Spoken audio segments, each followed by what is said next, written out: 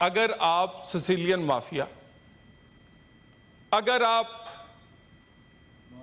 Godfather, अगर आप proxy और अगर इस तरह के अल्फाज कहेंगे तो मेरा ख्याल है इस पे तो आप खुद ही गौर कर लीजिए कि इस तरह के अल्फाज कौन बर्दाश्त करेगा।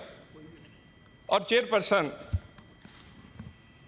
वो जब ये केस चल रहा था, ये भी एक तारीखी बात है, केस चल रहा था तो साकिब निसार साहब ने मुझे ये मैसेज भिजवाया कि अगर तुम नवाज शरीफ और मरियम नवाज के खिलाफ बयान दोगे जो स्टेज पर बैठे हुए हैं तो पार्लियामेंट में जाओगे, नहीं तो तुम जेल जाओगे। और इस बात को मैं पहले भी कह चुका हूं, किसी किस्म की तहकीक जब मर्जी इसकी कर ली जाए।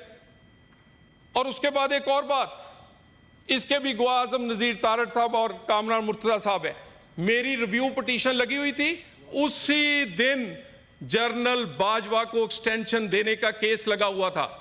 मेरे जैसे सियासी कारकुन को माफी नहीं मिली, जनरल बाजवा को एक्सटेंशन मिल गई थी उस दिन उसी अदालत के अंदर से।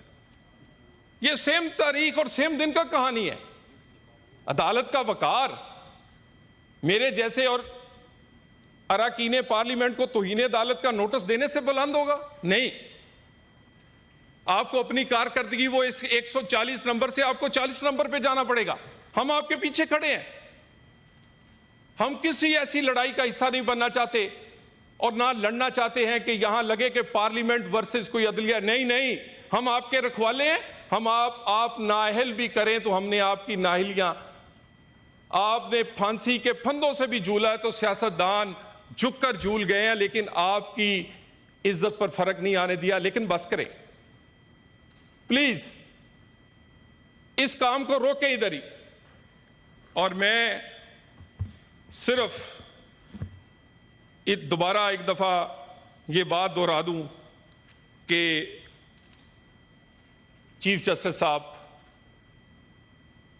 आप पसंदीदा तरीन चीफ जस्टिस है पाकिस्तान। आपने तो खुद ज्यादतियां बर्दाश्त की हैं। आप ये असूल मैग्नेनिटी का, रिस्ट्रेन का, दरगुजर का ये अपनाएं। मैं इन्हीं अल्फाज के साथ ख़त्म करना चाहूँगा